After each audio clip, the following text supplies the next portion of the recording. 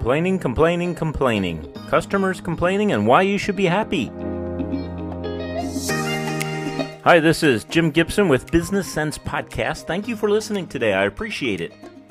And yes, the dreaded complaining from customers. We're going to be talking about that today and why you should be happy. I know that sounds really strange. Be happy about customers complaining? Yes, you should be. Let me tell you a story. I had a service rep talking to a customer on the phone, and I could overhear the conversation, and the service rep was getting more and more upset with the customer, and I shaking my head just hearing it. I waited till the conversation was over, and I called her into my office. I said, what's up? Why are you so upset with the customer? And she said, that customer was wrong. That customer was wrong. I was trying to explain to her the difficulties we were having in that system and why it wasn't our fault. And I said, whoa, that's not the way you handle customers. Not that customers are always right. You know, I hear people say that, well, you know, the customer's always right. No, sometimes they're not. And what is the definition of a customer? Customer is one who pays. So if you have someone that's not paying you, well, then they're not a customer. Then you can deal with them differently. But today I'm going to be talking about customers and why my service rep was totally wrong in what she said to the customer. Why she got involved in that argument with the customer. That's unacceptable. Never argue with a customer. So I came up with pretty much 7 areas that you should talk to a customer when they're upset. And I tell you, an upset customer is telling you a couple things. They're telling you, first of all, that they value your company.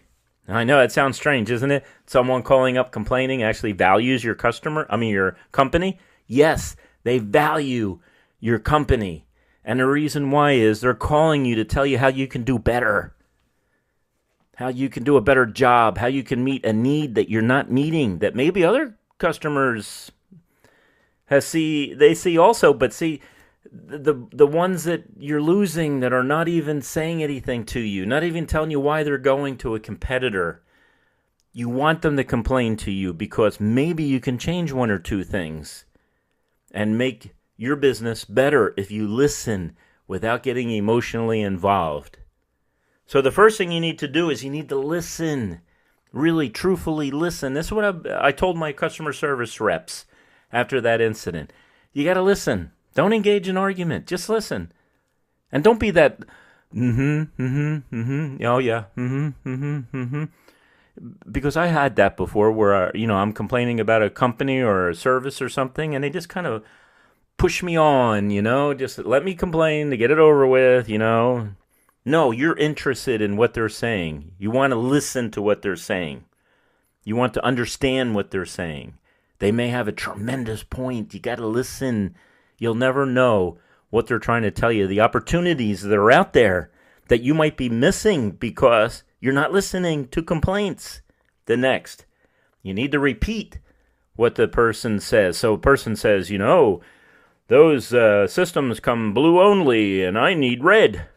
Well, just repeat. Oh, you're interested in red? Maybe we can do that. Maybe we can get you a red one. Or whatever the situation is. Maybe you didn't know there was an opportunity to sell red data equipment. I don't know. Just using that as an example. Please bear with me. The third thing is never overreact.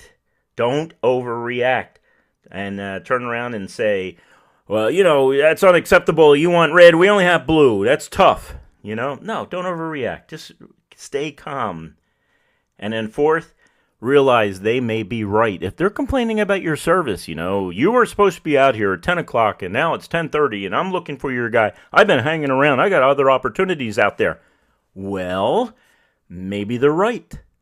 Why isn't your guy there at 10:30? Why are you giving a deadline at 10? We used to give, for service people that are on the road, we used to say in the morning, afternoon, maybe early morning, late afternoon, something like that, or late morning. We would never commit to a particular hour because you never know with the traffic in Southern California. There's just not enough roads out here, and it backs up easily. So remember, your customer might be right. And of course, never defend yourself. I know that sounds weird, doesn't it? Customers not looking for your excuses. They're looking for your solutions, not your excuses. When you start defending yourself, you are giving them the reason why you didn't service them. That's not what they called you for. They called you to give you brilliant ideas on how you could better serve them and how you may be able to get more customers because of the brilliant ideas they're telling you about. And I'm not being sarcastic here. This is great. These are good reasons that you may need to learn to be better, to beat your competition, to grow your business. These people complaining to you is probably the most valuable interaction you're going to have with customers. And you got to see it that way. This is something that's fantastic. Maybe you're an employee and your boss is complaining about you. Shut up and listen. He or she might be right. Take it to heart. Think about it. It might be so. But don't defend unless they ask why. Why didn't you show up at 10:30? Well, I would say, listen, there's no excuse for us not being there at 10:30 like we promised, or 10 o'clock like we promised. But there was traffic on the road today, and we should have anticipated that. So next time when I give you a certain time that we're going to be there, I will do my very best, and I will ensure that our technician is there at that time. That's how you respond to that. Always, always, always ask for suggestions. So if your customer's saying, I don't like blue, I like red. And then you can say, well, how about yellow? Do you like yellow? Do you think yellow is good? Or, what is it that you don't like about blue that you want red? You ask questions like that. Ask for suggestions. And I know this is going to really sound strange to some people, but when someone calls you and they're emotionally involved in wanting to help your business do better, that's called a complaint. That is the best time to sell them something. I'll give you an example. I had a person, and we had a T1 circuit that had a special modem on it and everything else in a person's data room. And in that data room, that T1 modem was costing about $1,500. So we went in there, and we put it in, and we said, look, on the other side of the room, you got an outlet. You can't use that outlet with your microwave and your toaster and your coffee maker and everything else because it's really going to affect your data systems. And they said, yeah. And then you know what happened? They blew up that modem, that special modem, the T1 modem.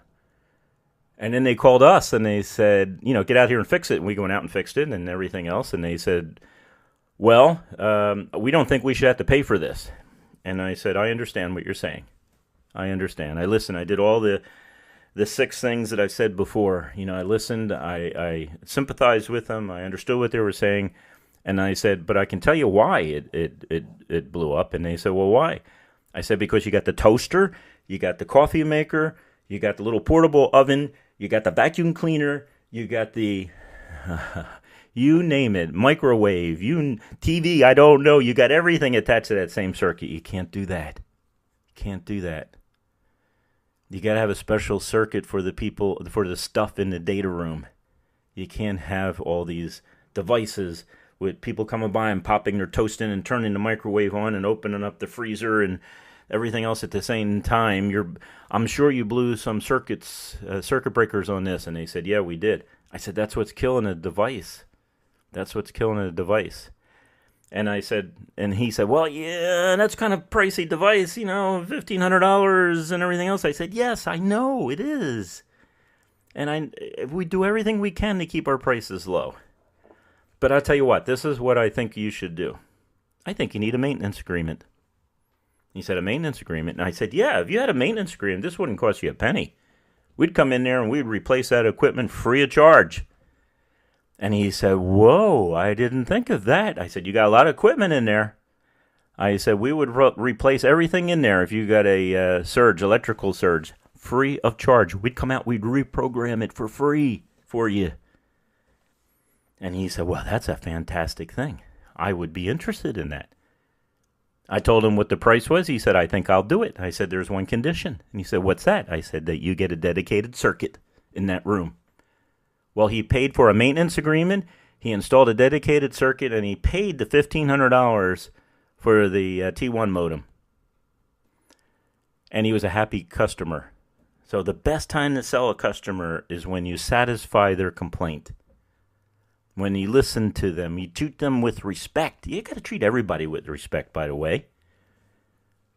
You treat everyone with respect until they absolutely point out that they don't deserve it. They're stealing from you or something like that.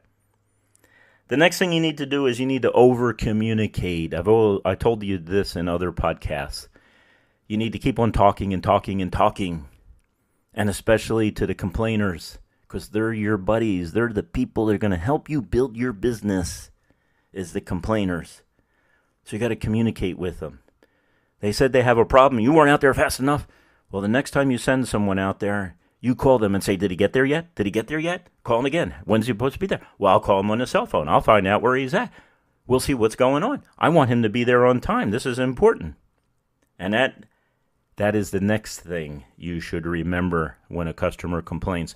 I hear people say, well, it's not that big of a deal, that your guy wasn't there at 10:30 when he was supposed to be there at 10 or something like that. No, that's not what you do, because the person gets madder. They don't get happier that you're trying to play down their concerns. That doesn't make them happier. What you need to do is you need to get more excited than them. So if they're a little bit annoyed, and say, yeah, this guy's supposed to be here at 10:30, then you need to say, he's not there? Let me find out exactly where he is at. Now, I'm not talking about lying, okay, or putting on a show. I'm saying truthfully, get more excited for your customer on any issue. If they're upset, their system's down, and they say, well, when you get it, I need the guy out here whenever you can do it. And what do you mean whenever I can do it? I'm going to do it now. I'll get the person out there. We want that up and running. So you always have to be more excited than your customer, one level above, okay? And be believable. Be really concerned for that problem. If they're upset about that problem, you should be upset about that problem, because they're the ones that pay your mortgage. They're the ones that pay for your car insurance and your payments on your car. They're the ones that put your kids in school. They're the ones that pay for your house, everything else. These are the most important people on earth to you besides your family. The most important people on earth are your customers. You got to take care of them, and you got to be more excited about a problem than they are, because that's your problem. Remember, they're paying you to solve their problems. You're not paying them to solve your problems. They're paying you to solve their problem, them being the customers. So you're paid to solve the customer's problems. That's your job. Don't complain about it. That's the way it is, especially in IT. That's the way it's always going to be in IT. You are paid to solve problems, and there is the opportunity to make money, legitimate money. I'm not saying rip people off. I'm not saying that at all. I'm saying there's your opportunity to make money. I remember years ago I worked for a big corporation, and we had big phone systems and data systems and everything else. And my job was to make sure these systems were up and running. And years ago, T1 circuits were real popular. They were very expensive too, but they were popular. If you're not familiar with the T1, it was 24 circuits, analog circuits, and over a data line. And it was multiplexed. And so it was very popular because it was less expensive than having 24 analog lines coming from the phone company, so you can get this and at least have a little bit of savings. So my system was down in LAX because the T1 circuit was down. And I called up the vendor who we paid a maintenance agreement to, well over $100,000 a year to maintain this system. It was a big system again. LA is a big airport, and our portion of it was very large. So make a long story short, I called up the vendor and I said, hey, my T1's down. When can you get out there? And he said, I don't know. I have to call you back. And I said, well, when? When are you going to call me back? He said, give me about 10 minutes.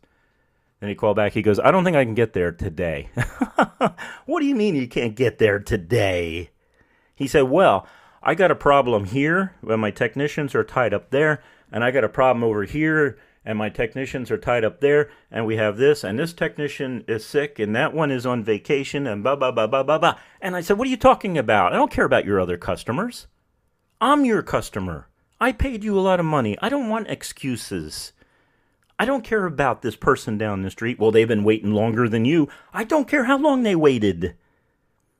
My problem is between you and me, and I need a technician out there before I started this conversation because we are losing a lot of sales at Burlington Air Express. That's where it was. And he said, well, that's the best I can do. You're just going to have to wait. So I said, okay, let me talk to your boss. So the boss got on the line, the owner. And I said, so this is the last year we're going to have a maintenance agreement with you. And he went, whoa, why? I said, because your technician just said that he's going to break the maintenance agreement. We have a 2-hour response time. And he says he's too busy. Well, it was taken care of within 2 hours. And I'm sure the technician was upset. Now, I'm never interested in throwing anyone under the bus, especially IT people. Man, I've been under that pressure. But I'm just using this as an illustration of someone who was not interested in customers. And sometimes as technicians, that's how we get. We don't get interested in customers. We're interested in the technical problems. You're interested in your problems, not necessarily the customers. So you make all the cables look great and everything else, and every data guy goes in that room and says, wow, man, that really looks good. And the customer doesn't care, okay? Now, you're a professional, you did it right. That's great, but you didn't do it on time? That's not good. So remember this. You cannot forget this.